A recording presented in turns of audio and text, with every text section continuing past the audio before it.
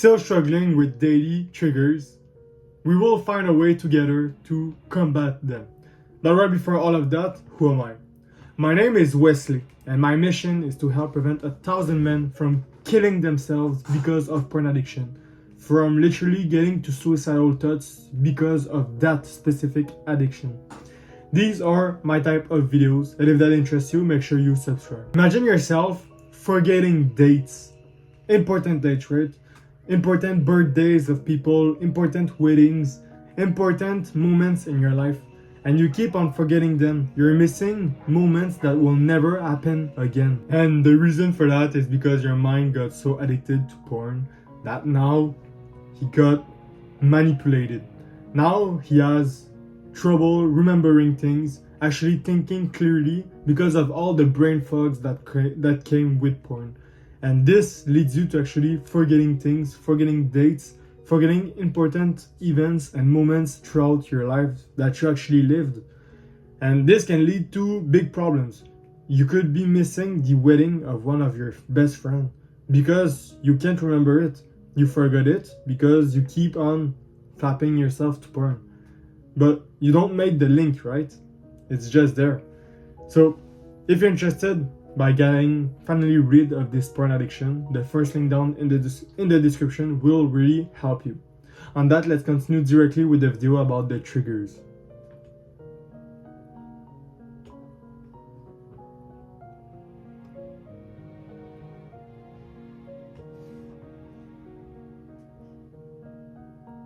So I'll start the video by asking you, what is your trigger? I'll let you think about it right now, and I'll just explain what is a trigger. The trigger that you have is the thing that starts the urges, that makes you relapse every time, right?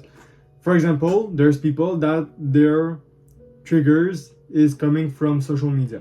So what happens is that they go on Instagram, for example, and while looking at Instagram, they see a half-naked girl dancing, and this creates urges in their mind because that half-naked girl is considered as soft porn.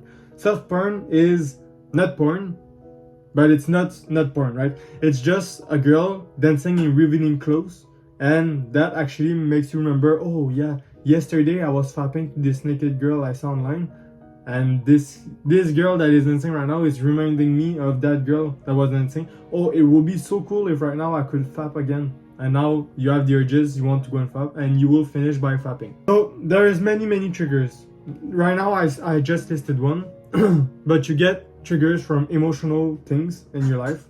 For example, boredom and stress. You can get triggers by meeting people. For example, meeting a girl outside that was in really revealing clothes, and you go back to your house and you start fapping to her. Like that's fucked up, but that happens to some people, right? And you can't really judge them because we're not all addicted at the same level. Sometimes it's even the environments. Maybe that in your work apartment or things like that, there's people that are in revealing clothes. Or maybe, I don't know, you have a dildo in your workroom. Like, it's your environment, your people, and the emotional things that you're living with right now. It all comes from that, and it can come also from social media, as I just said. So even the activities and entertainment that you're doing to yourself can cause your urges and your triggers. Your triggers could be literally you playing video games. Video games has nothing to do with porn, right? But I mean, there's porn games, but you get what I mean, right? You're not playing Call of Duty and out of nowhere you have this random envy to go and fap.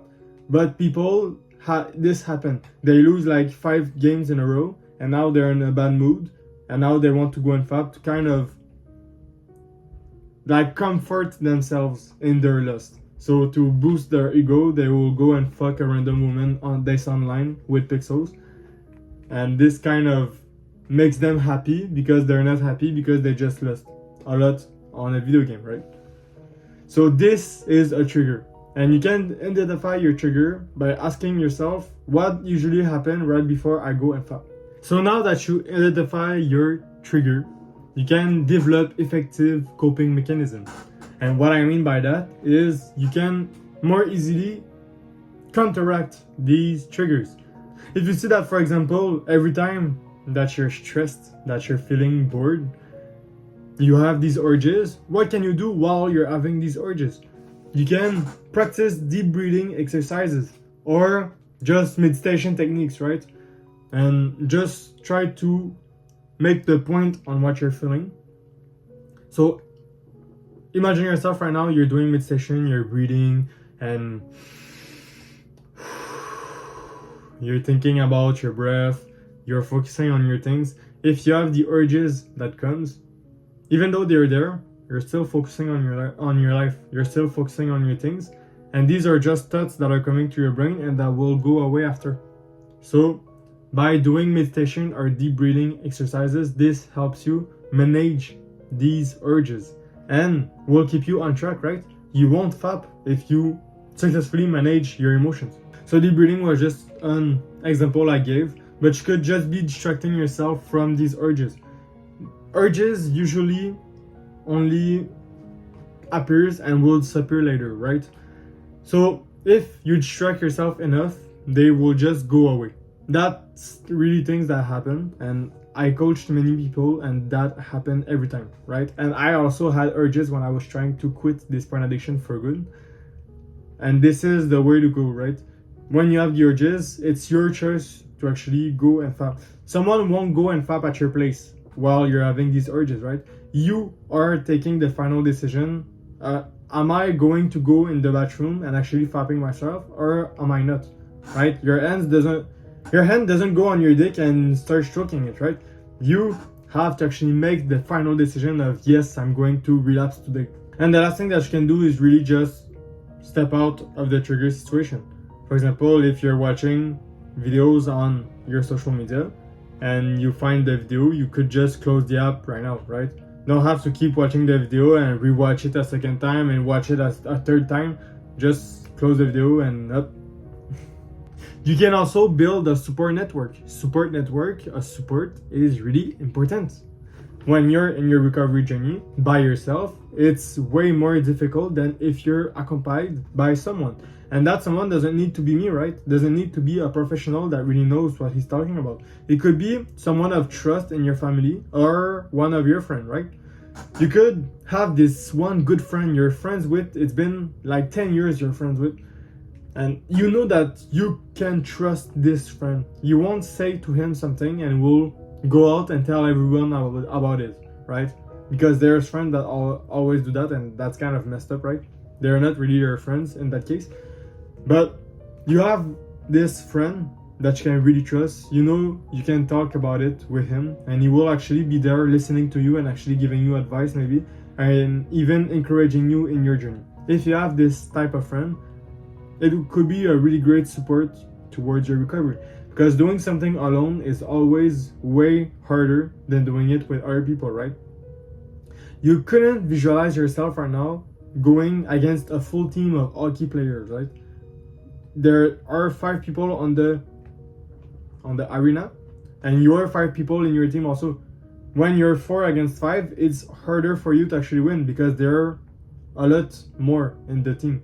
When you're 3 against 5 because you got 2 penalties, it's way harder also, right? Because you're now in a 3v5 situation. It's the same thing with porn. Would you see yourself being 1 against 5? No, right? It will be better the more people you have towards you, and the quality of the people are also really important, right? You don't want anyone with yourself, right? Because as I remember in French, there is the saying that says something like, you're well better alone than not well accompanied. Something like that, right? Basically, you're better alone than with someone that is like an opponent with you, so that he will like break your trust and actually do sneaky moves on you and things like that. You're way better alone doing your things, and you're even better with good people and good quality people around you, right? So in your recovery journey, the same applies. You're way better accompanied with good people, and even better accompanied with really great people that really knows what they're talking about, such as me. So that's a good choice you have to make, and actually think about it, because that's really important. I'm always there offering help, but not everyone needs my help, right? Some people can always like find help at other places, and I know what I'm offering, right? So that's why I'm always there and saying, hey, you should take my things and things like that. But the choice remains in your hand. You're the only one that can save yourself, right? So you're the one who makes the final decision. If I go back to meditation and breathing exercises, as I was talking about previously, this can really help you stay grounded. As I said, you're there only thinking about your breath and the present moment. You're not thinking about the future, you're not thinking about the past, and you're focused on your breath, focused on the present moment. You can like analyze your thoughts so well that it's too good not to do it, right? And by focusing on your thoughts, focusing on your breath, you reduce the power of the urges. When you know what I'm talking about, right? You have the urges, you have your brain convincing you to go and fap right now because you really want it, and all the good things that could happen if right now at this present moment you would go and fap and relapse for the 20th time. And you know, it's really hard, right? The power that your brain have on you is so hard to go against, but doing meditation will really help you lowers the power that it has on you and actually control the urges to a point where you won't even relapse. And imagine yourself being able to actually cut in half the time that you relapse. That would be great, right? Imagine you need to relapse 15 times because before, like 50 times before you're actually free. Now it will be like 25. You just saved yourself months and months, right? All of that because you were meditating when you were having the urges. And not meditation for like 20 minutes, right? Just meditation for like 3 to 5 minutes. This has such an impact on yourself, and not many people actually do this because what they think is, oh, it doesn't work, that's boring and things like that. But what happened? They stay stuck. They're not free right now. They're still on Twitter counting days and saying, oh, I'm restarting day 1, day 2. That's not where you want to be, right? You want to be free. And to be free, you have to sometimes do things that you don't find interesting, right? That you will find boring. But these things will help you the most. I'll finish with a bonus. It's creating yourself a healthy environment. As I talked about previously, what can really provoke the urges and the relapse and the triggers is people, emotions, and environments. I talked about the people not just a bit. Emotions, I talked about them a lot. Now I'll talk about the environments and a little bit of the people. So I kind of talked about everything after that, right? You can remove people, remove items, remove things in your life that causes you stress and causes you to have the urges, right? Maybe that this specific people, this specific person, every time he talks to you, it brings you a kind of stress that you don't really need, right? If you want to visualize this, your boss, for example, your boss is is like the biggest stress thing that could happen in your life for most people, right? The boss that brings you extra work that you didn't ask for and ask you to stay at the end of the day so that you can talk with him because he has something important to tell you. This brings you such an unnecessary stress and you don't really need it, right? Well, in that case, you could remove your boss, maybe change the type of work that you're doing, or maybe say to your boss, I can't, or things like that, right? The boss example is kind of hard to go around, but the same applies to normal person, like maybe a colleague that you have at your work. If you find that every time you're talking to that person and they're talking for long and long because that person can't stop talking to you, you could just kind of skip her and tell her, oh yeah, I agree, okay, cool, and just go and continue your things, right? Because you know that if you keep on staying longer with that person, she will bring you more stress and more bad things in your life, and that will lead to you having so much stress that you will think again that porn is the solution to your stress, and this will lead you to go and fap and relapse on your no-fap journey. And this can be right for items also, because sometimes, as I said, there's items that remind you of sex, that remind you of porn, that remind you of you having to fap, and this creates the urges also. And you see, I said remove these items, But the better way to do it would be to actually replace them with better things, like with things that actually makes you stay on track towards your recovery journey. And to that, I'd say, like, for example, you have usually this 30 minutes where you talk with this stressful person that always brings you more stress in your life. You could replace this 30 minutes of talking with that stressful person to a 30 minutes of reading. Reading is so calm, so relaxed. You're relaxed after you read, right?